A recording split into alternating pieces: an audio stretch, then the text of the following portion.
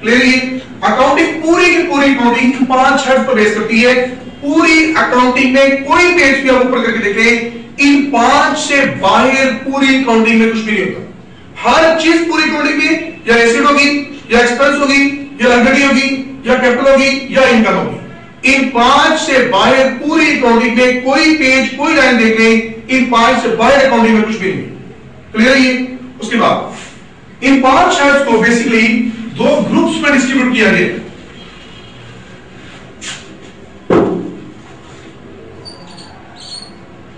Groups of accounting, 2 group से। पहला group जो है वो डेबिट ग्रुप, सेकंड जो ग्रुप है वो है क्रेडिट ग्रुप। 5 हेड्स में से पहले 2 हेड एसेट और एक्सपेंस डेबिट ग्रुप से बिलोंग करते हैं। बाकी 3 हेड लायबिलिटी, कैपिटल और इनकम, ये तीनों क्रेडिट ग्रुप से बिलोंग करते हैं। अब फाइनल अकाउंट को देखिए। Final account basically 2 T shaped account पर बेस करता है।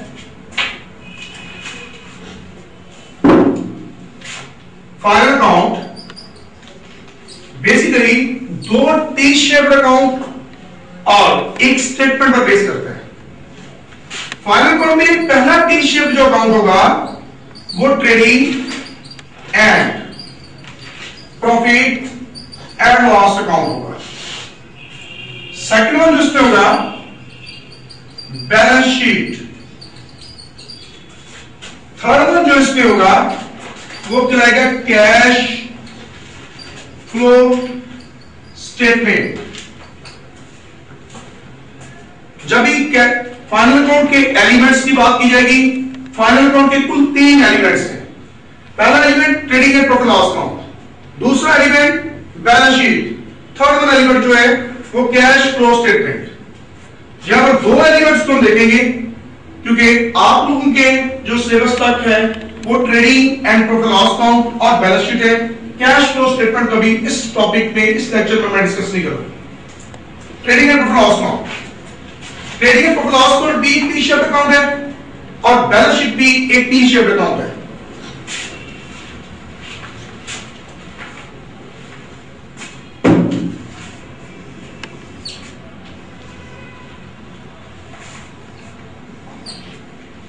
Trading and profit and loss account,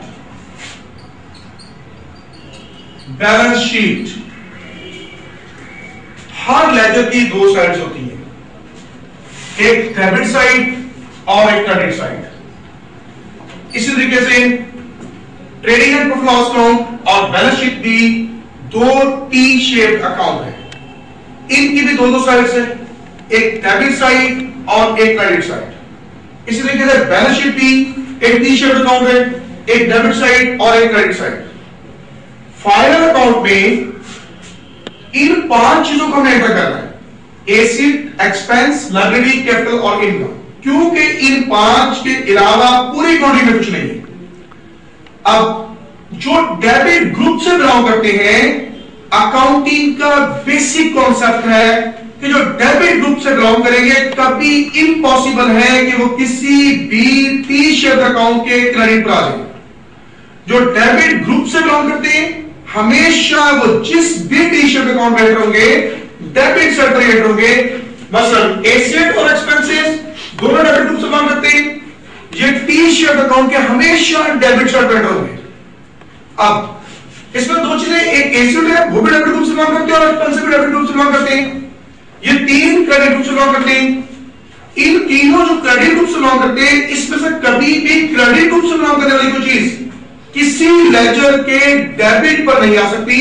credit group से बिलोंग करने वाली हर चीज क्रेडिट साइड पर आती है, डेबिट ग्रुप से बिलोंग करने वाली हर चीज डेबिट साइड पर करती है। क्लियर है? Trading and profit loss account, किसी भी चीज का प्रॉफिट कैलकुलेट करना है तो प्रॉफिट को कैलकुलेट करने के लिए इनकम में से एक्सपेंसेस को माइनस किया जाता है। जितनी भी इनकम है, इनकम में से एक्सपेंस को माइनस कर दिया, जिसको प्रॉफिट आ जाएगा। इसका मतलब प्रॉफिट का कलर इन 5 हेड में से सिर्फ इनकम और एक्सपेंस है।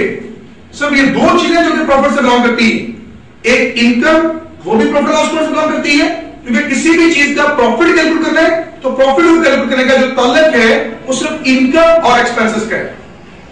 अब इन दोनों चीजों ने ट्रेडिंग एंड लॉस अकाउंट में आना है, क्योंकि profit and loss account, profit का जो ताल्लुक है, प्रॉफिट या लॉस का जो ताल्लुक है वो सिर्फ इनकम और एक्सपेंसेस से। जब इनकम और एक्सपेंसेस से, इनमें से जो डेबिट ग्रुप से काउंट करता है वो हमेशा डेबिट साइड रहेगा। अब इन दोनों में से एक्सपेंस और इनकम में से एक्सपेंस डेबिट ग्रुप से बिलोंग करते हैं। जब एक्सपेंसेस डेबिट ग्रुप से बिलोंग करते हैं, trading and profit loss account के डेबिट साइड पर एक्सपेंसेस आएंगे। क्लियर है ये? और इन दोनों में से इनकम से क्रेडिट ग्रुप से बिलोंग करती है, तो trading and profit loss account के क्रेडिट साइड पर सिर्फ इनकम ही आएगी। 5 हेड्स है, trading and profit loss account में 2 हेड्स आएंगे, क्योंकि किसी भी चीज का प्रॉफिट या लॉस कैलकुलेट करना हो तो प्रॉफिट या लॉस को कैलकुलेट करने के लिए इनकम में से एक्सपेंस को माइनस किया जाता है। जब इनकम में से एक्सपेंस को माइनस करते हैं, इसका मतलब कि trading and profit loss account का ताल्लुक इन 5 हेड में से सिर्फ इनकम और एक्सपेंसेस से। जब इन 5 में से सिर्फ इनकम और एक्सपेंस में से है, पहला कॉन्सेप्ट मैंने आपको बताया कि इसमें जो डेबिट ग्रुप से बिलोंग करेगा वो डेबिट पर ही आएगा, जो क्रेडिट ग्रुप से बिलोंग करेगा वो क्रेडिट पर ही आएगा। इन 5 में से 2 trading and profit loss account में आएंगे, इनकम और एक्सपेंस। अब इन दोनों में से जो डेबिट ग्रुप से बिलोंग करता है वो ट्रेडिंग एंड प्रॉफिट लॉस के डेबिट पर, जो इनमें से क्रेडिट ग्रुप से बिलोंग करता है वो ट्रेडिंग एंड प्रॉफिट लॉस के क्रेडिट पर। क्लियर है? इन दोनों में से एक्सपेंसेस जो है वो डेबिट ग्रुप से बिलोंग करते हैं, तो एक्सपेंसेस डेबिट पर, इनकम जो है वो क्रेडिट ग्रुप से बिलोंग करती है, इनकम क्रेडिट पर आएगी। हाँ जी, क्लियर है? उसके बाद बाकी हमारे पास 3 चीजें रह गई है, एक एसेट, लायबिलिटी और कैपिटल, और एक अकाउंट रह गए बैलेंस शीट। अब इन तीनों ने बैलेंस शीट में आना है, इन तीनों ने बैलेंस शीट में आना है। वही रूल, इन तीनों में से जो डेबिट ग्रुप से बिलोंग करते हैं वो डेबिट पर, जो क्रेडिट ग्रुप से बिलोंग करते हैं वो क्रेडिट पर। इनमें से एसेट डेबिट ग्रुप से बिलोंग करते हैं, बैलेंस शीट के डेबिट पर। इनमें से लायबिलिटी और कैपिटल क्रेडिट ग्रुप से बिलोंग करते हैं, बैलेंस शीट के क्रेडिट साइड पर। वही कॉन्सेप्ट कि जो डेबिट ग्रुप से बिलोंग करेगा हमेशा डेबिट पाएगा, जो क्रेडिट ग्रुप से बिलोंग करेगा हमेशा क्रेडिट पाएगा। प्रॉफिट के तहत इनकम और एक्सपेंस है, जब प्रॉफिट के तहत इनकम और एक्सपेंसेस से है, तो इनकम और एक्सपेंसेस में से जो डेबिट ग्रुप से बिलोंग करेगा वो डेबिट पर आ जाएगा, इनकम और एक्सपेंसेस में से जो क्रेडिट ग्रुप से बिलोंग करता है वो क्रेडिट पर आ जाएगा। बाकी 3 हेड्स आगे, एसेट्स, लायबिलिटीज और कैपिटल। इन 3 हेड में से एसेट, लायबिलिटी और कैपिटल में से जो डेबिट ग्रुप से बिलोंग करता है वो डेबिट पर आ जाएगा, इन तीनों में से जो क्रेडिट ग्रुप से बिलोंग करता है वो क्रेडिट पर आ जाएगा। इस तरीके से अब बैलेंस शीट में 5 हेड, फाइनल अकाउंट में 5 हेड। पहला है एसेट, बैलेंस शीट के डेबिट पर, क्यों का डेबिट ग्रुप से बिलोंग करता है। एक्सपेंस डेबिट ग्रुप से बिलोंग करता है, ट्रेडिंग एंड प्रॉफिट लॉस के डेबिट पर। बाकी लायबिलिटीज, कैपिटल क्रेडिट ग्रुप से बिलोंग करते हैं, बैलेंस शीट के क्रेडिट पर। इनकम क्रेडिट ग्रुप से बिलोंग करती है, ट्रेडिंग एंड प्रॉफिट लॉस के क्रेडिट पर। तो इसका मतलब कि क्रेडिट ग्रुप से ताल्लुक रखने वाली हर चीज क्रेडिट पर ही आएगी, चाहे वो ट्रेडिंग एंड प्रॉफिट लॉस के क्रेडिट पर है या बैलेंस शीट के क्रेडिट पर है। कभी भी क्रेडिट ग्रुप से ताल्लुक रखने वाली कोई चीज भी डेबिट पर नहीं आ सकती। क्लियर है ये? इसी तरीके से जो डेबिट ग्रुप से बिलोंग करते हैं कभी क्रेडिट पर नहीं आएंगे। 2 चीजें डेबिट ग्रुप से ताल्लुक रखती हैं, 2 अकाउंट है, इसमें से एक ट्रेडिंग एंड प्रॉफिट लॉस के डेबिट पर, एक बैलेंस शीट के डेबिट पर। इसमें से एक्सपेंस जो है वो ट्रेडिंग एंड प्रॉफिट लॉस के डेबिट पर आ जाएंगे, और एसेट जो है वो बैलेंस शीट के डेबिट पर आ जाएंगे। ये बात क्लियर है?